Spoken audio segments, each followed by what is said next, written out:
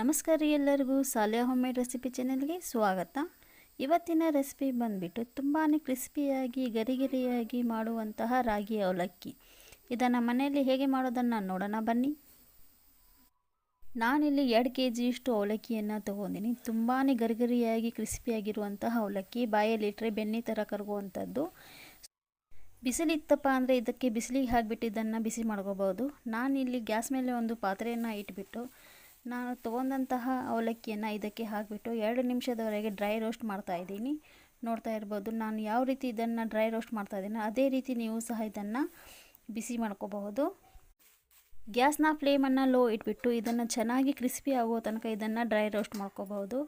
ನೋಡ್ತಾ ಇರ್ಬೋದು ಫ್ರೆಂಡ್ಸ್, ಇದು ಕ್ರಿಸ್ಪಿಯಾಗಿದೆ ಅಂತ. ಈಗ ಗ್ಯಾಸ್ನ ಫ್ಲೇಮ್ನ ಬಂದ್ ಮಾಡಿಬಿಟ್ಟು ಇದನ್ನು ಸೈಡಿಗೆ ಇಟ್ಬಿಡೋಣ. ಗ್ಯಾಸ್ ಮೇಲೆ ಇದೇ ಪಾತ್ರೆಯನ್ನು ಮತ್ತೆ ಬಿಸಿ ಮಾಡೋಕ್ಕೆ ಇಟ್ಕೊಳ್ಳೋಣ. ಇದಕ್ಕೆ 3 ರಿಂದ 4 ಸ್ಪೂನ್ ಅಷ್ಟು ಎಣ್ಣೆಯನ್ನು ಹಾಕ್ಕೊಳ್ಳೋಣ. ನಿಮ್ಗೆ ಎಷ್ಟು ಬೇಕು ನೋಡಿರಿ ಅಷ್ಟು ಎಣ್ಣೆಯನ್ನು ಹಾಕೋಬಹುದು.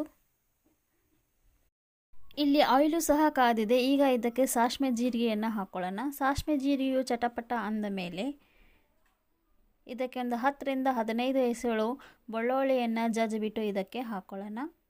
ಬೆಳ್ಳುಳ್ಳಿಯು ಹಾಕಿದ ನಂತರ ಇದಕ್ಕೆ ಚೆನ್ನಾಗಿ ಫ್ರೈ ಮಾಡ್ಕೊಳ್ಳೋಣ. ಬೆಳ್ಳುಳ್ಳಿಯ ಕಲರ್ ಚೇಂಜ್ ಆಗೋ ತನಕ ಇದನ್ನು ಎಣ್ಣೆಯಲ್ಲಿ ಫ್ರೈ ಮಾಡ್ಕೋಬೇಕು. ಈಗ ಇದಕ್ಕೆ ಒಂದು ಸ್ವಲ್ಪ ಶೇಂಗಾವನ್ನು ಇದಕ್ಕೆ ಹಾಕ್ಕೊಳ್ಳೋಣ. ಶೇಂಗಾವು ಹಾಕಿದ ನಂತರ ಚೆನ್ನಾಗಿ ಫ್ರೈ ಮಾಡ್ಕೋಬೇಕು. ಕಡಲೆ ಬೀಜದ ಕಲರ್ ಚೇಂಜ್ ಆಗೋ ತನಕ ಇದನ್ನು ಚೆನ್ನಾಗಿ ಆಯಿಲಲ್ಲಿ ಫ್ರೈ ಮಾಡ್ಕೋಬೇಕು. ನೋಡ್ತಾ ಇರ್ಬೋದು ಇದರ ಕಲರ್ ಚೇಂಜ್ ಆಗಿದೆ ಅಂತ. ಈಗ ಇದಕ್ಕೆ ಪುಟಾಣಿಯನ್ನು ಹಾಕ್ಕೊಳ್ಳೋಣ. ಈ ಚೂಡ ಮಾಡಬೇಕಾದ್ರೆ ನಾವು ಪುಟಾಣಿ ಮತ್ತು ಶೇಂಗಾದ ಅಳತೆ ಪ್ರಮಾಣ ನಾವು ಜಾಸ್ತಿನೇ ಹಾಕ್ಕೋಬೇಕು. ಎಷ್ಟು ಜಾಸ್ತಿ ಹಾಕೋತೀವಲ್ಲ ಅಷ್ಟು ಚೆನ್ನಾಗಿ ಅವಲಕ್ಕಿಯು ಚೂಡ ಬರುತ್ತೆ. ಈಗ ಆಯಿಲಲ್ಲಿ ಚೆನ್ನಾಗಿ ಇದನ್ನು ಕೈ ಬಿಡ್ದಂಗೆ ಫ್ರೈ ಮಾಡ್ಕೋಬೇಕು. 3 ರಿಂದ 4 ಒಣ ಕೆಂಪು ಮೆಣಸಿನಕಾಯಿಯನ್ನು ಇದಕ್ಕೆ ಹಾಕ್ಕೊಳ್ಳೋಣ. ಇದನ್ನು ಸಹ ಚೆನ್ನಾಗಿ ಇದನ್ನು ಕೈ ಬಿಡ್ದಂಗೆ ಆಯಿಲಲ್ಲಿ ಫ್ರೈ ಮಾಡ್ಕೋಬೇಕು. ಈಗ ಇದಕ್ಕೆ ತೆಳುವಾಗಿ ಕಟ್ ಮಾಡಿದಂತಹ ಒಣ ಕೊಬ್ಬರಿಯನ್ನು ಹಾಕ್ಕೊಳ್ಳೋಣ. ಎಷ್ಟು ತೆಳ್ಳಗೆ ಕಟ್ ಮಾಡ್ತೀವಲ್ಲ ಅಷ್ಟೇ ಚೆನ್ನಾಗಿ ಬರುತ್ತೆ. ಇದನ್ನು ಸಹ ಆಯಿಲಲ್ಲಿ ಫ್ರೈ ಮಾಡ್ಕೋಬೇಕು, ಇದರ ಕಲರ್ ಚೇಂಜ್ ಆಗುವ ತನಕ.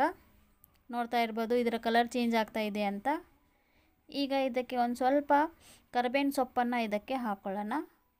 ಹಾಕಿದ ನಂತರ ಮತ್ತೊಮ್ಮೆ ಚೆನ್ನಾಗಿ ಮಿಕ್ಸ್ ಮಾಡ್ಕೊಳ್ಳೋಣ.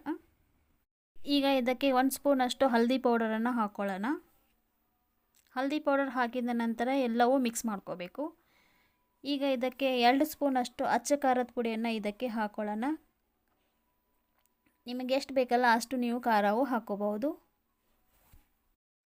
ಖಾರ ಹಾಕಿದ ನಂತರ ಕೈ ಬಿಡ್ದಂಗೆ ಚೆನ್ನಾಗಿ ಮಿಕ್ಸ್ ಮಾಡ್ಕೋರಿ. ಈಗ ಗ್ಯಾಸ್ನ ಫ್ಲೇಮನ್ನು ಬಂದ್ ಮಾಡಿಬಿಟ್ಟು ಈಗ ಇದಕ್ಕೆ ರುಚಿಗೆ ತಕ್ಕಷ್ಟು ಉಪ್ಪನ್ನು ಹಾಕ್ಕೊಳ್ಳೋಣ. ಉಪ್ಪು ಹಾಕಿದ ನಂತರ ಎಲ್ಲವೂ ಮಿಕ್ಸ್ ಮಾಡ್ಕೋಬೇಕು. ಈಗ ಈ ಒಗ್ಗರಣೆಯನ್ನು ತಣ್ಣಗಾಗಕ್ಕೆ ಬಿಟ್ಬಿಡೋಣ. ಬಿಸಿ ಇರುವಾಗಲೇ ನಾವು ಅವಲಕ್ಕಿಯನ್ನು ಹಾಕಿ ಮಿಕ್ಸ್ ಮಾಡಬಾರ್ದು. ಈಗ ಇದು ತಣ್ಣಗಾಗಿದೆ. ಡ್ರೈ ರೋಸ್ಟ್ ಮಾಡಿ ಇಟ್ಕೊಂಡಂತಹ ರಾಗಿ ಅವಲಕ್ಕಿಯನ್ನು ಇದಕ್ಕೆ ಹಾಕ್ಕೊಳ್ಳೋಣ. ಅವಲಕ್ಕಿಯು ಹಾಕಿದ ನಂತರ ಇದನ್ನು ಚೆನ್ನಾಗಿ ಮಿಕ್ಸ್ ಮಾಡ್ಕೊಳ್ಳೋಣ. ಹಗುರಾಗಿ ಇದನ್ನು ಮಿಕ್ಸ್ ಮಾಡ್ಕೋರಿ, ಇಲ್ಲಾಂದರೆ ಅವಲಕ್ಕಿಯು ಪುಡಿ ಪುಡಿ ಆಗಿಬಿಡತ್ತೆ. ನೋಡ್ತಾ ಇರ್ಬೋದು ಫ್ರೆಂಡ್ಸ್, ನಾನು ಯಾವ ರೀತಿ ಇದನ್ನು ಮಿಕ್ಸ್ ಮಾಡ್ತಾ ಇದ್ದೀನಲ್ಲ ಅದೇ ರೀತಿ ನೀವು ಸಹ ಮಿಕ್ಸ್ ಮಾಡ್ಕೋಬೇಕು. ಸಂಜೆ ಹೊತ್ತು ಟೀ ಟೈಮ್ಗೆ ಈ ರೀತಿ ಸ್ನ್ಯಾಕ್ಸ್ಗಳನ್ನು ಮಾಡಿಕೊಟ್ರೆ ಮಕ್ಕಳಿಂದ ಹಿಡಿದು ದೊಡ್ಡವರು ಸಹ ಇಷ್ಟಪಟ್ಟು ತಿನ್ನುತ್ತಾರೆ. ನೋಡ್ತಾ ಇರ್ಬೋದು ಇದು ಮಿಕ್ಸ್ ಆಗಿದೆ ಅಂತ. ಈಗ ಇದಕ್ಕೆ 2 ಸ್ಪೂನ್ ಅಷ್ಟು ಶುಗರ್ ಪೌಡ್ರನ್ನು ಹಾಕ್ಕೊಳ್ಳೋಣ. ನೀವು ಜಾಸ್ತಿ ಸಿಹಿ ತಿನ್ನಲಿಲ್ಲ ಅಂದರೆ 1 ಸ್ಪೂನು ಹಾಕೋಬಹುದು. ಶುಗರ್ ಪೌಡರ್ ಹಾಕಿದ ನಂತರ ಮತ್ತೊಮ್ಮೆ ಚೆನ್ನಾಗಿ ಮಿಕ್ಸ್ ಮಾಡ್ಕೊಳ್ಳೋಣ. ನೋಡಿದ್ರಲ್ಲ ಫ್ರೆಂಡ್ಸ್, ಈ ಸ್ನ್ಯಾಕ್ಸು ರೆಡಿಯಾಗಿದೆ. ನೋಡ್ತಾ ಇದ್ರಲ್ಲ ಎಷ್ಟು ಕ್ರಿಸ್ಪಿಯಾಗಿ ಬಂದಿದೆ ಅಂತ. ಈಗ ಇದನ್ನು ಒಂದು ಪ್ಲೇಟ್ಗೆ ಸರ್ವ್ ಮಾಡ್ಕೊಂಡ್ಬಿಡೋಣ. ಯಾರೆಲ್ಲ ನನ್ನ ಚಾನಲ್ನ ಹೊಸದಾಗಿ ನೋಡ್ತಾ ಇದ್ದೀರಲ್ಲ ಲೈಕ್ ಮಾಡಿ, ಶೇರ್ ಮಾಡಿ ಹಾಗೂ ನನ್ನ ಚಾನಲ್ನ ಸಬ್ಸ್ಕ್ರೈಬ್ ಮಾಡಿ. ಈ ವಿಡಿಯೋ ನೋಡಿದ್ದಕ್ಕೆ ಧನ್ಯವಾದಗಳು. ಮತ್ತೆ ಭೇಟಿಯಾಗೋಣ ಇನ್ನೊಂದು ರುಚಿಕರವಾದ ರೆಸಿಪಿಯೊಂದಿಗೆ. ಅಲ್ಲಿಯವರೆಗೂ ಬಾಯ್ ಫ್ರೆಂಡ್ಸ್.